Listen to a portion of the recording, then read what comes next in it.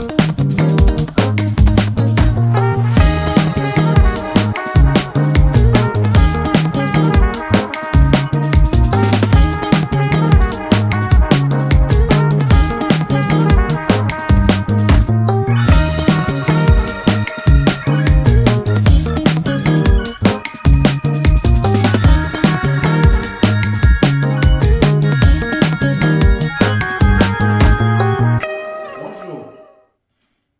bienvenue sur notre chaîne YouTube Affinez votre leadership.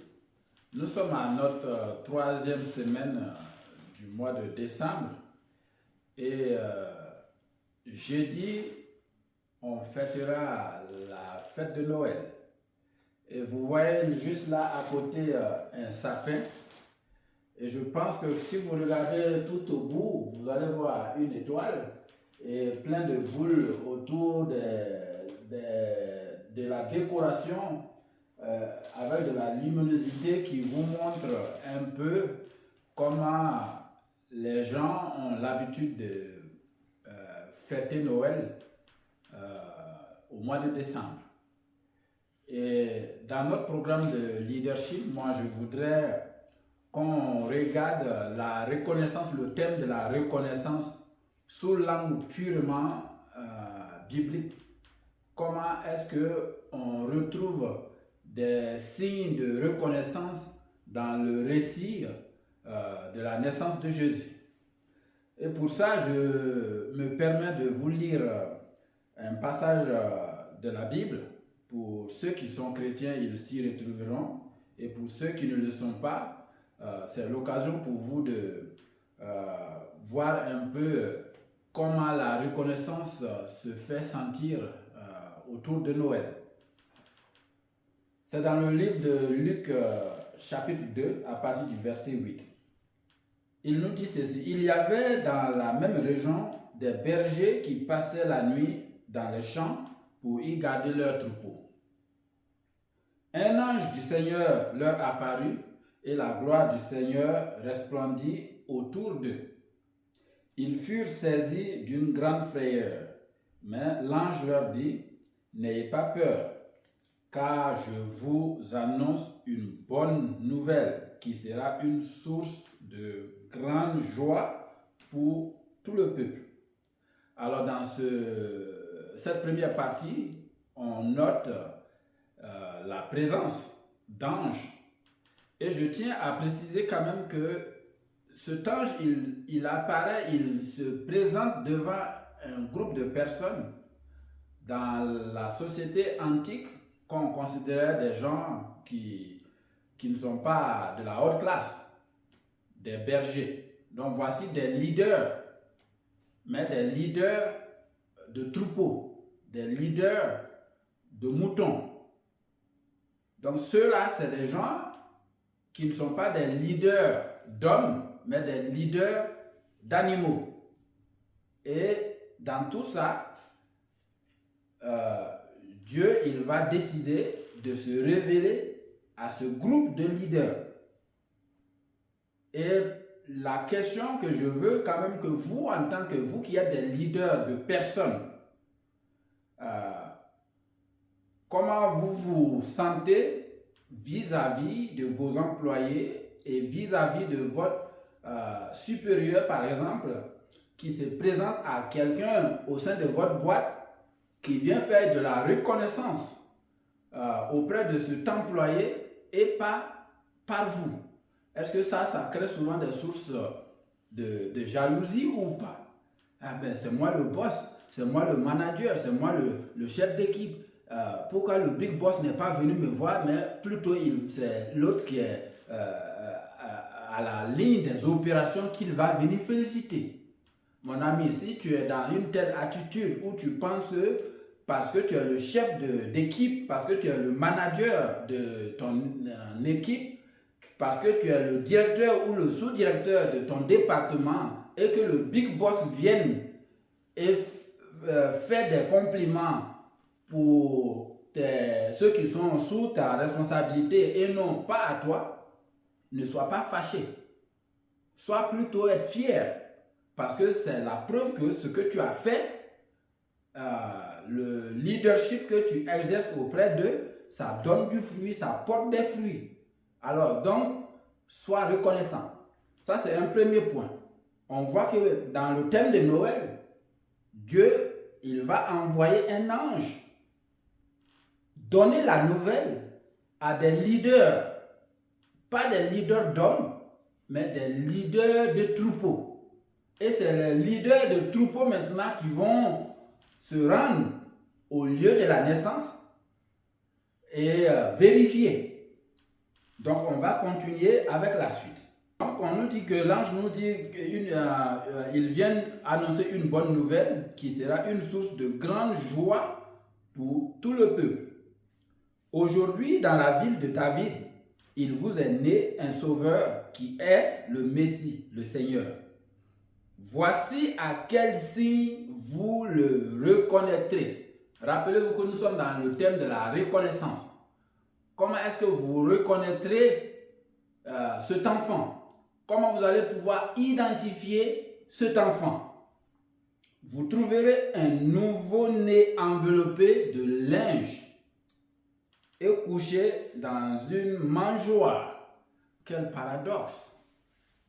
Un bébé qui naît et qu'on couche dans une mangeoire. Une mangeoire, ça veut dire c'est dans un coin où les animaux habitent. Ici en Suisse, quand moi je vais dans les villages et je vois des paysans qui prennent soin de leurs troupeaux dans leur étable, ça me rappelle réellement de comment les circonstances dans lesquelles Jésus était né.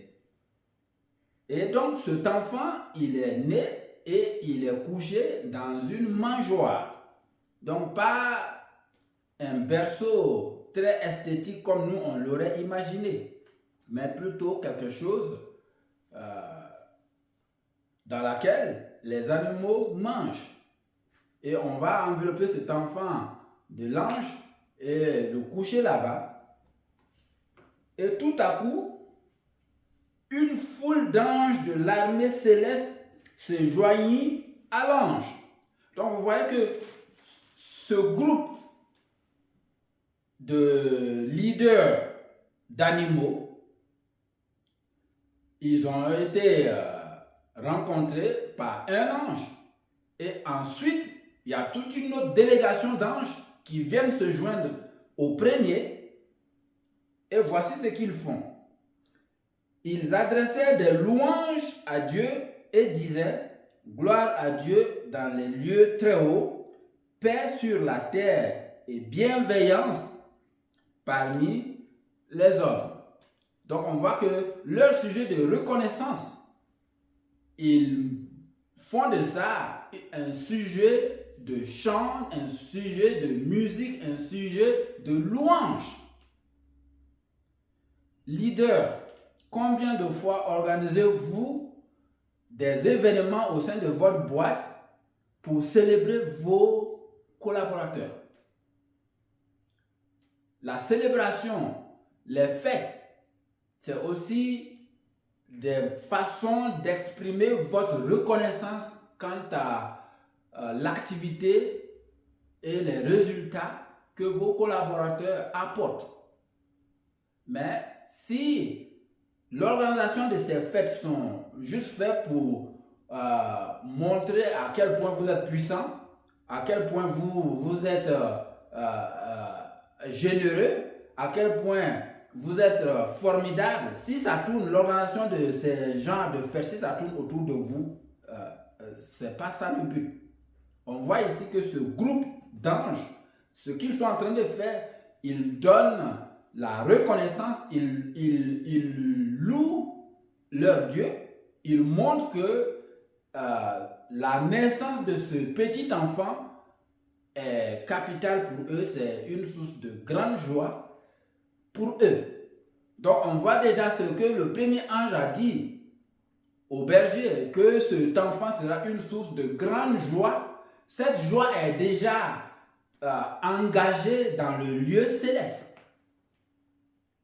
Alors, ça doit nous faire réfléchir. Dieu, il décide d'envoyer une délégation d'anges pour célébrer, pour faire la reconnaissance, pour valider la naissance de cet enfant Jésus auprès d'autres leaders qui sont que des leaders de troupeaux. Et la suite du passage nous dit que lorsque les anges les eurent quittés, c'est-à-dire les bergers, quand les anges sont retournés au ciel, les bergers se dirent les uns aux autres, allons jusqu'à Bethléem pour voir ce qui est arrivé, ce que le Seigneur nous a fait connaître. Ils se dépêchèrent d'y aller et ils trouvèrent Marie et Joseph, ainsi que le nouveau-né, couché dans la mangeoire, exactement comme l'ange leur avait dit. Après l'avoir vu, ils racontèrent ce qui leur avait été dit au sujet de ce petit enfant. Tous ceux qui entendirent les bergers furent étonnés de ce qu'il leur disait. Marie gardait le souvenir de tout cela et le méditait dans son cœur. Puis les bergers repartirent en célébrant la gloire de Dieu et en lui adressant des louanges à cause de tout ce qu'ils avaient entendu et vu et qui était conforme à ce qui leur avait été annoncé. Donc on voit que cette histoire de Noël, Dieu va passer par des leaders d'animaux pour venir annoncer la nouvelle aux autres personnes qui sont autour du bébé à Bethléem. Il aurait pu faire venir ces anges-là parmi le peuple, même dans le village, pour annoncer à tout le village. Mais pourquoi est-ce qu'il choisit un groupe de personnes qui sont des dirigeants, mais des dirigeants d'animaux? Ceux-là, les bergers, ils sont constamment derrière leurs troupeaux. Ils ne sont pas dans le contact humain tous les jours comme vous autres leaders d'organisation. Ceux-là, ils sont tout le temps derrière les troupeaux. Mais c'est ceux-là que Dieu choisit pour venir annoncer la bonne nouvelle. Et c'est ceux-là qui seront chargés d'aller annoncer ou décrire comment Dieu et comment les anges fêtent la venue de cet enfant parmi eux. Et on voit que l'histoire racontée par les bergers n'a pas laissé indifférents tous ceux qui étaient présents. Alors, sur ce, je pense qu'il est important pour vous autres qui êtes chrétiens de revoir comment vous organisez la reconnaissance de vos collaborateurs ou de vos dirigeants. Aujourd'hui, je vais quand même mettre l'accent sur les employés, c'est-à-dire les employés. Ici, on voit que ces bergers qui sont aussi, qui font partie du peuple de Dieu, voilà, ceux-là, les anges aussi font partie du peuple de Dieu. Eux tous, après l'annonce de la bonne nouvelle, c'est ceux-là en retour qui vont commencer à célébrer. Cette même histoire, vous allez voir, d'autre part, on va parler des mages qui viennent et qui vont voir une étoile dans le Moyen-Orient. Et c'est pour ça que de nos jours, vous voyez tous les sapins décorés avec une étoile parfois. Mais ça, c'est les signes. Et ces signes montrent la reconnaissance, comment on identifie cet enfant Jésus et comment les gens célèbrent ça. Donc sur ce, je voudrais vous souhaiter une bonne fête de Noël pour ceux qui sont chrétiens et pour ceux qui ne le sont pas. La question que je me pose, comment est-ce que la reconnaissance se fait dans vos différentes religions? en tout cas dans le milieu chrétien, il y a pas mal de signes qui nous donnent les signes du fait que les gens sont reconnaissants de la venue de cet enfant. Hein, depuis le milieu céleste jusqu'au leader de troupeau. Donc, chef d'organisation, chef d'entreprise, manager, chef d'équipe, soyez reconnaissants quand on célèbre un nouveau collaborateur, même si la reconnaissance n'est pas dirigée à vous directement, mais de façon indirecte, c'est vous qu'on célèbre quand même. Donc soyez reconnaissants comme ces bergers ont été reconnaissants. Et bonne fête de Noël. Et je vous retrouve la semaine prochaine, juste avant la fin de l'année. Et on verra encore pour faire la conclusion de ce thème de la reconnaissance. Pour ma part, je suis très reconnaissant pour vous tous qui êtes abonnés. Et actuellement, le but, c'est d'atteindre 100 abonnés d'ici la fin de décembre. Il me reste encore 4 personnes qui doivent s'abonner pour atteindre ce but. Alors, je compte sur vous. Bonne fête de Noël. À bientôt.